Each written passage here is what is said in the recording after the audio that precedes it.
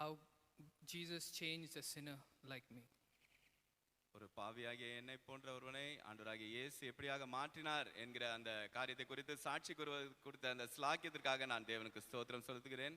నాలాటి పాపిని ప్రభుని యేసు ఎలాగా మార్చినారో ఆయన నామాన్ని గురించి చెప్పడానికి ఇచ్చిన ఈ ఆధిక్యతకై ప్రభుకు స్తోత్రములు. I was born in a Christian family. நான் ஒரு கிறிஸ்தவ குடும்பத்திலே பிறந்தேன். నేను ఒక క్రైస్తవ గృహంలో పుట్టినాను. From my childhood I was taught the word of God. சிறு வயதிலிருந்தே எனக்கு தேவனுடைய வார்த்தை போதிக்கப்பட்டது. బాల్యం నుండి దేవుని యొక్క వాక్యం నాకు బోధించబడింది. I was taught good Christian values and ethics. எல்லா விதமான அந்த உயர்ந்த கிறிஸ்தவ விலை மதிப்பு கற்ற அப்படிப்பட்ட காரியங்கள் எனக்கு கற்றுக் கொடுக்கப்பட்டன. క్రైస్తవ విలువలను గురించి నీతిని గురించి నాకు బోధించబడింది. I was taken to many Sunday school retreats and later on to students retreats. நான் சிறு வயதிலிருந்தே ஞாயிறு வேத பாடசாலை மற்றும் வளரும் போது நான் அந்த மாணவர் முகாமுக்கு இப்படியாக நான் கொண்டு வரப்பட்டிருந்தேன். చిన్న వయసులో అనేకమైనటువంటి పిల్లల రిట్రీట్లకు తర్వాత యవనస్తునిగా ఉన్నప్పుడు అనేకమైన విద్యార్థుల రిట్రీట్కు నేను వెళ్ళినాను. It always challenged me when I heard people stand up and testify how God had changed their lives. ஒவ்வொரு முறையும் மக்கள் எழும்பி நின்று ஆண்டவராகிய இயேசு கிறிஸ்து எப்படி அவர்களுடைய ஜீவியத்தை மாற்றினார் என்று சொல்லும் பொழுதெல்லாம் அது எனக்குள்ளாக ஒரு பெரிய சவாலை உண்டாக்கக்கூடியதாக இருந்தது. ఆ రిట్రీట్ లో ప్రభుని యేసు ఎలాగా అనేక మందిని మారుస్తున్నారో వారి యొక్క సాక్ష్యాలు విన్నప్పుడు నాకు ఎంతో సవాలుకరంగా ఉండింది. In spite of all the good that I received from the Lord, நான் ஆண்டவரிடத்திலிருந்து பெற்ற எல்லா நன்மைகளின் பட்சத்திலும் ప్రభుని యేసు నుండి ఎన్నో విధాల మేళ్లు నేను పొందినప్పటికీ sin got a hold of me. பாவம் என்னை பற்றி கொண்டது. పాపం నన్ను గట్టిగా పట్టుకున్నది. I began to tell a lot of lies. நான் பொய் சொல்ல ஆரம்பித்தேன். నేను ఎన్నో అబద్ధాలు చెప్పడం ఆరంభించాను. I used to steal. நான் திருட ஆரம்பித்தேன். దొంగతనం కూడా చేయడం ఆరంభించాను. And I became very disobedient. நான் மிகவும் கீழ்ப்படியாதவனானேன். నేను బహు అవిధేయునిగా మారినాను. I was very rebellious at home. நான் வீட்டிலே அதிகமான அங்கே முரட்டு குணமுள்ளவனாக இருந்தேன். మా ఇంట్లో బహు తిరుగుబాటువాడిగా ఉండేవాడిని. There were constant fights. அங்கே தொடர்ச்சியாக அங்கே சண்டை இருக்கும். ఇంట్లో ఎప్పుడు కూడా పోట్లాడుతుండేవాడిని. And I became very cold towards the Lord. நான் ஆண்டவர் பட்சத்திலே மிகுந்த குளிர்ந்து போனவனாக மாறி போனேன். ప్రభు విషయంలో ఎంతో నిలువెచ్చని స్థితిలో ఉన్నాను. I had no interest in studying God's word. தேவனுடைய வார்த்தை வாசிப்பதிலே எனக்கு அங்கே சுவாரஸ்யமாக இருக்கவில்லை. దేవుని వాక్యం చదవాలన్న ఆశ నాలో లేదు. And I was going far away from God. நான் தேவனை விட்டு அதிகமாக விலகி சென்று கொண்டிருந்தேன். నేను దేవుని నుండి బహు దూరంగా వెళ్తున్నాను. And I became so rebellious at home. நான் வீட்டிலே எவ்வளவு முரட்டாட்டமானவனாக ஆனேன் என்றால் నేను ఇంట్లో అలాగా అవిధేయునిగా మారుతుండగా when my parents tried to correct me, என்னுடைய பெற்றோர் என்னை திருத்தும்படியாக முயற்சித்த வேளையிலே నా తల్లిదండ్రులు నన్ను దిద్దుటకు ప్రయత్నం I చేసినప్పుడు would always threaten them that I would run away. நான் எப்பொழுதும் அவர்களை இப்படியாக சொல்லி மிரட்டுவேன், நான் ஓடி விடுவேன் என்று சொல்லுவேன். ఎప్పుడు కూడా వారితో నేను ఇంట్లో నుంచి పారిపోతానని చెప్తుండేవాడిని. And so my parents began to cry out to the Lord for my conversion. ஆகையாலே என்னுடைய பெற்றோர் ஆண்டவரிடத்திலே என்னுடைய ரட்சிப்புக்காக கதற ஆரம்பித்தார்கள். కాబట్టి మా తల్లిదండ్రులు నా కొరకు నా మార్పు కొరకు ప్రార్థన చేయడం ఆరంభించారు. I became so bad that my dad was really despairing. He was wondering if there was any hope for me.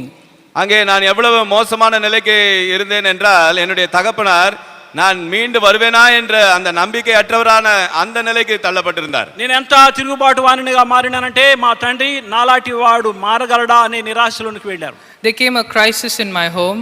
என்னுடைய குடும்பத்திலே ஒரு இக்கட்டான சூழ்நிலை வந்தது. మా గృహంలో ఒక క్లిష్టమైన పరిస్థితి ఏర్పడింది. My elder brother, who was not yet converted, he also was going astray.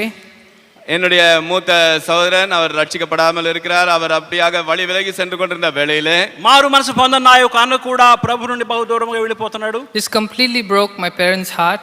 அவர் முற்றிலுமாக என்னுடைய பெற்றோருடைய இருதயத்தை அப்படியே உடைத்து போட்டார். ఈ చిత్రం మా యొక్క తల్లిదండ్రులు బహుగా హృదయంలో వెరగొట్టింది. And I was one day just sitting in a prayer meeting in our home.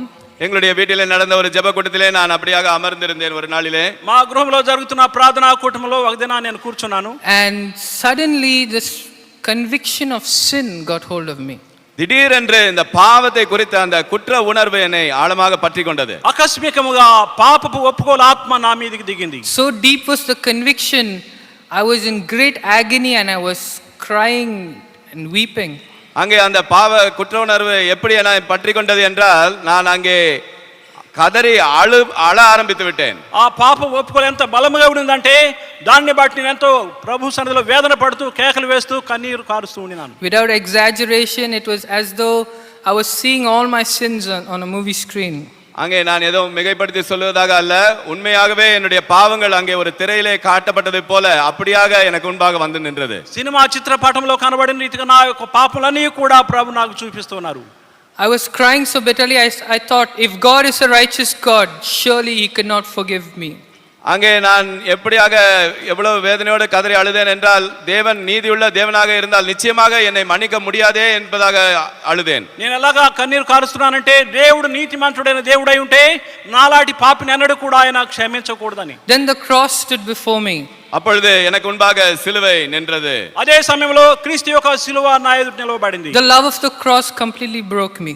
அங்கே அந்த சிலுவையினுடைய அன்பின் காட்சியானது என்னை முற்றிலுமாக உடைத்தது. సిలువ ప్రేమ నా హృదయాన్ని పూర్తిగా విరగొట్టింది. I realized that it's only Jesus' blood that can cleanse me and wash me clean from my sin. அப்பொழுதுதான் அங்கே ஆண்டவராகிய இயேசு கிறிஸ்துவினுடைய ரத்தம் மாத்திரமே என்னுடைய சகல பாவங்களையும் நீக்கி என்னை சுத்திகரிக்க முடியும் என்பதை நான் உணர்ந்தேன். అప్పుడు ప్రభుని యేసు యొక్క సిలువ రక్తం మాత్రమే నన్ను పూర్తిగా కడిగి పరిశుద్ధపరచగలదన్న గ్రహింపు వచ్చింది. And I cried out to God to forgive me. அங்கே ஆண்டவரை நோக்கி என்னை மன்னிக்கும்படியாக கதறினேன். ప్రభు వైపు చూచి నా పాపములను క్షమించమని మొరపెట్టాను. Then came the very difficult part. அதை தொடர்ந்து தான் அங்கே மிகவும் இக்கட்டான ஒரு கடினமான ஒரு பகுதி வந்தது. అప్పుడు ఒక క్లిష్టమైన పరిస్థితి వచ్చింది. I was too proud to come out with all my hidden sins, my secret life. அங்கே நான் அதிலே என்ன காரியம் என்றால், என்னுடைய எல்லா மறைவான ரகசியமான அந்த பாவங்களை அறிக்கையிடுவதிலே எனக்கு அதிக பெருமை இருந்ததனாலே அது என்னை தடுத்தது. దాచబడిన నా రహస్య పాపలన్నిటిని కూడా ఒప్పుకోవడానికి ఎంతో నేను గర్విష్ఠునిగా ఉన్నాను. I was too embarrassed to share all this with my mother, so I went to the room and I took some paper and I began to write down all the sins that God was showing me. இந்த பாவங்களை எல்லாம் என்னுடைய தாயாரிடத்திலே அறிக்கையிடுவதற்கு எனக்கு மிகவும் சங்கோபமாக இருந்ததனாலே நான் ஒரு பேப்பரை எடுத்து அதிலே என்னுடைய எல்லா పాపங்களையும் எழுத ஆரம்பித்தேன். నేను చేసిన పాపలన్నీ కూడా నా యొక్క తల్లికి ఒప్పుకోవడానికి ఎంతో సిగ్గుపడుతూ ఒక గదిలోకి వెళ్ళి ఒక చిన్న పేపర్ మీద వాటన్నిటిని కూడా రాయడం ఆరంభించాను. Then I gave it to my mother. அதை என்னுடைய தாயாரிடத்திலே கொடுத்தேன். ఆ పేపర్ను మా యొక్క తల్లికి ఇచ్చినాను. And I said sorry to her for all the evil that I had done against her. நான் செய்த எல்லா பொல்லாப்பும் அவர்களுக்கு விரோதமாக செய்த காரியங்களுக்காகவும் அவர்களிடத்திலே மன்னிப்பு கோரினேன். నేను చేసిన యొక్క చెడు కార్యములన్నిటి విషయమై వారి దగ్గర క్షమాపణ కోరుకున్నాను. I went to my father, I told him sorry too. என்னுடைய தகப்பனாரிடத்திலும் சென்று அவரிடத்திலும் அங்கே மன்னிப்பு கேட்டேன். మా తండ్రి గారి ఎదుకు వెళ్ళి ఆయన దగ్గర కూడా క్షమాపణ కోరుకున్నాను. They said, son, we forgive you. அங்கே என்னுடைய தகப்பனார் சொன்னார், மகனே நாங்கள் உன்னை மன்னிக்கிறோம். మా తల్లిదండ్రుల కుమారుడా మేము నిన్ను క్షమిస్తున్నామని Now చెప్పాను. you ask God to forgive you. ஆண்டவரையும் உன்னை மன்னிக்கும்படியாக அவரிடத்திலே கேள் என்பதாக அவர்கள் சொன்னார்கள். అయితే ప్రభును ఆయన నీ పాపను క్షమించినట్టుగా అడగమని Then కోరారు. God spoke to me through Revelation 3:20. அப்பொழுது ஆண்டவர் என்னோடு கூட தேவன் வெளிப்படுத்தின விசேஷம் 3ஆம் அதிகாரம் 20வது வசனத்தின் மூலமாக என்னோடு பேசினார். అప్పుడు ప్రభు ప్రకటన గ్రంథము 3వ అధ్యాయము 20వ వచనం ద్వారా నాతో ప్రభు మాట్లాడినారు. Behold, I stand at the door and knock. If any man hears my voice and opens the door, I will come into him and sup with him and he with me. இதோ வாசற்படியிலே நின்று தட்டுகிறேன். ஒருவன் என் சத்தத்தை கேட்டு கதவை திறந்தால் அவனிடத்தில் நான் பிரவேசித்து அவனோடே போஜனம் பண்ணுவேன், அவனும் என்னோடே போஜனம் பண்ணுவான். ఇదిగో నేను తలుపు వద్ద నిలుచుండి తట్టుచున్నాను. ఎవడైనను నా స్వరం విని తలుపు తీసిన ఎడల నేను అతని యొద్దకు వచ్చి అతనితో నేనును నాతో కూడా అతడును భోజనము చేయుదుము. I realized that I had opened the door of my heart and Jesus was willing to come in to me. அங்கே நான் என்னுடைய இருதயத்தை திறந்து ஆண்டவராகிய இயேசு வரும்படியாக நான் திறந்தபோது ஆண்டவர் அங்கே வருவதற்கு ஆயத்தமாக இருந்தார். నా హృదయాన్ని ప్రభుని యేసుకు తెరిచిన గ్రహింపు నాకు వచ్చినది. ప్రభు నాలో ప్రవేశిస్తున్నారన్న నమ్మిక నాలో వచ్చింది. Friends, my life was completely transformed. நண்பர்களே, என்னுடைய வாழ்க்கையானது முற்றிலுமாக மாற்றப்பட்டது. స్నేహితులారా, నా యొక్క జీవితం పూర్తిగా మార్చబడింది. My friends in the hostel were able to see a tremendous change in my life. என்னுடைய கூட இருந்த விடுதியில் இருந்த சக மாணவர்கள் எனக்குள்ளாக மாற்றப்பட்ட அந்த பெரிய மாற்றத்தை அவர்களாலே பார்க்க முடிந்தது. హాస్టల్లో ఉన్న నా యొక్క స్నేహితులు నాలో ఈ మార్పును గమనించారు. I was very poor at my studies. என்னுடைய படிப்பிலே நான் மிகவும் மோசமான நிலையில தான் இருந்தேன். నా యొక్క విద్యలో కూడా బహు తక్కువ మెట్లు ఉన్నాను. But the Lord helped me to study well. ஆண்டவர் என்னை நன்றாக படிக்கும்படியாக எனக்கு உதவி செய்தார். అయితే బాగా చదువుకునేలాగా ప్రభు నాకు సహాయం చేశారు. And two books that were a real help in my Christian walk was Another Daniel and Get Set Go.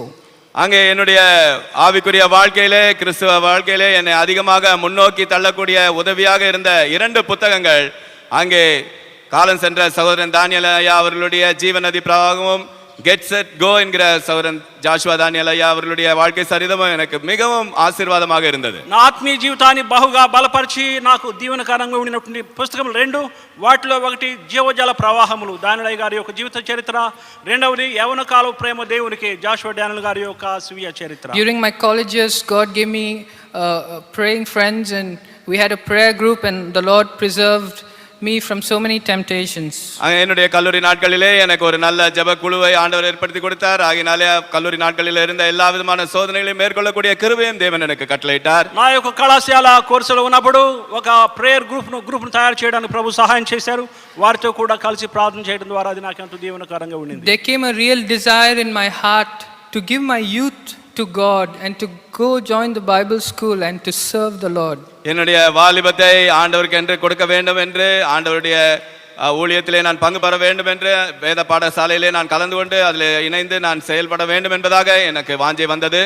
నా యవన కాలంలో ప్రభు నా యొక్క యవన జీవితాన్ని ఆయనకు అప్పగించుకోవాలని ఆశ పెట్టారు. కాబట్టి నేను బైబిల్ స్కూల్కి వచ్చి ఆయన సన్నిధిలో ఉండినాను. So after I worked for about a year, நான் ஒரு ஆண்டு காலம் வேலை செய்த பிறகு, నేను ఒక సంవత్సరం పని చేసిన తర్వాత I joined the Bible school at the headquarters in Madras. நம்ம தலைமை ஸ்தாபனத்தில் உள்ள சென்னையில் உள்ள அந்த வேத பாடசாலையிலே நான் அங்கே சேர்ந்தேன். మన ముఖ్య కేంద్రంలో ఉన్న బైబిల్ స్కూల్లో ప్రవేశించాను. God's children have been teaching me so many things and correcting me and training me. தேவனுடைய ஊழியக்காரர்கள் எனக்கு அநேக காரியங்களை போதித்து என்னை திருத்தி எனக்கு அநேக காரியங்களை கற்றுக் கொடுக்கிறார்கள். దేవుని యొక్క దాసులు అనేక విషయాలు నాకు నేర్పిస్తూ నన్ను దిద్దుతూ నాకు సహాయం చేస్తూ ఉన్నారు. Please pray for me that I would be faithful to God till the end of my life. அதனாலே தேவனை அறிந்தவர்கள் தயவுசெய்து எனக்காக நான் இறுதி பரியந்தம் தேவனுக்கு உண்மையாக இருக்க வேண்டும் என்பதற்காக ஜெபித்துக் கொள்ளுங்கள். నా జీవితాంతము దేవునికి నమ్మకస్తుడిగా ఉన్నట్టుగా దయచేసి నా కొరకు ప్రార్థన చేయండి.